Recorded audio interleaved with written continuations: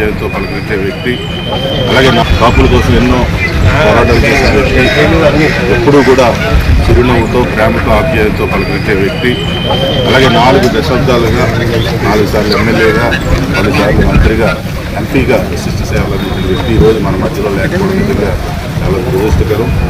ఆయన మృతికి సంతాపం వ్యక్తం చేస్తూ ఈ కష్టకాలంలో ముద్రగడ కుటుంబ సభ్యులు కూడా ఈ బాధని తట్టుకునే శక్తి మనోధైర్యాన్ని ఆ దేవుడు వాళ్ళకి ప్రసాదించారు. కాపుల కోసం ఎన్నో పోరాటాలు చేసే వ్యక్తి.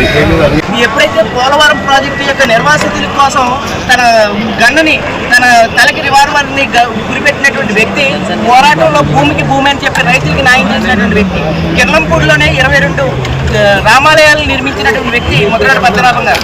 రవాణా శాఖలో ఈ రోజున చదువుకోవడానికి విద్యార్థులు పడుతున్నటువంటి అవస్థల్ని చూసి ఆయన 400 బస్సుల్ని గ్రామీణ ప్రాంతాలకి నడిపించినటువంటి ఏకైక రవాణా మంత్రి మన ముద్రగడ పద్మనాభం గారు.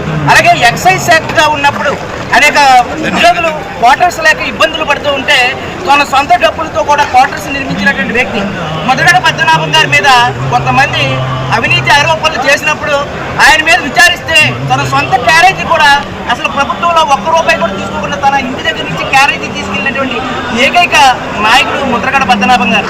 ఈ రోజున రాష్ట్ర వ్యాప్తంగా దేశవ్యాప్తంగా 63,000 మంది ఉద్యోగులకి ఉపాధి అవకాశాలు కల్పించినటువంటి ఏకైక నాయకుడు ముద్రగడ పద్మనాభం గారు.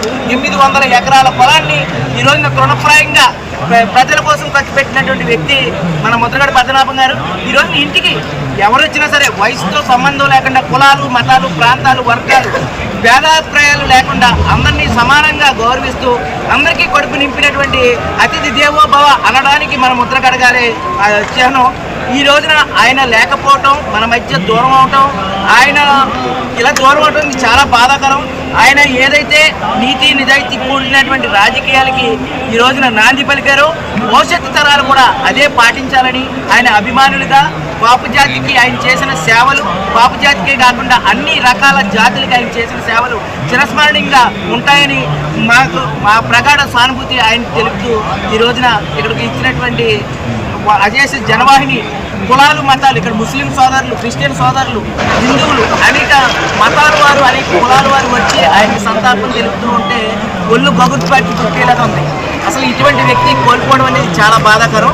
వాళ్ళ కుటుంబ సభ్యులకి మనోధైర్యం ప్రసాదించాలని చెప్పి ఆ భగవాన్ ప్రార్థిస్తున్నాను. ఎప్పుడైతే పోలవరం చిన్నప్పటి నుంచి చాలా బాల్యమిత్రులు అయినా నేను స్కూల్ దగ్గర నుంచి వాళ్ళ దగ్గర నుంచి అయినా మేము కలిసి చదువుకున్నాం. తర్వాత మేము పైకి చదువులకు వెళ్ళిపోయి వెళ్ళినప్పుడు అయినా చేసి నాన్నగారు అక్కడ చేస్తున్నాడు.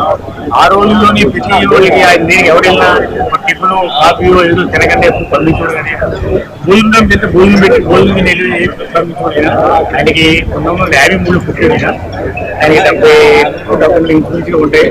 రాజకీయాల్లో ప్రవేశం తగ్గించి నాగిలాంటి కార్యకర్తలు నన్ను తమ్ముడు అని తప్ప రెండో మాట అన్నప్పుడు ఎరగండి. ఏ రోజు సరే తమ్ముడు కూడా అడగచ్చు. తమ్ముడు అనే పదం ఆయన కూడా ఆగిలాంటి కార్యకర్తలు ఆయన 50 మంది 60 మంది తెలుగులో ఉన్నాము. అందరూ యంగ్స్టర్స్, అందరూ ల్యాండ్. అయినా ఏ ఎలక్షన్కి రూపాయలు ఇచ్చి ఓట్లు వేయించుకోవడం ఇప్పుడు ఓడిపోయినారు. మేము తిరిగి వాళ్ళు అందరూ కూడా మా డబ్బులు ఖర్చు పెట్టి మేమే ఇంట్లో తిరిగి వాళ్ళు ఆయన అలా తిప్పించుకోవడం, అలా తిరిగి వాళ్ళు మమ్మల్ని అలా కొడుకులేగా తమ్ముళ్ళేగా అన్నదమ్ములేగా అభిమానించుకోలేదు.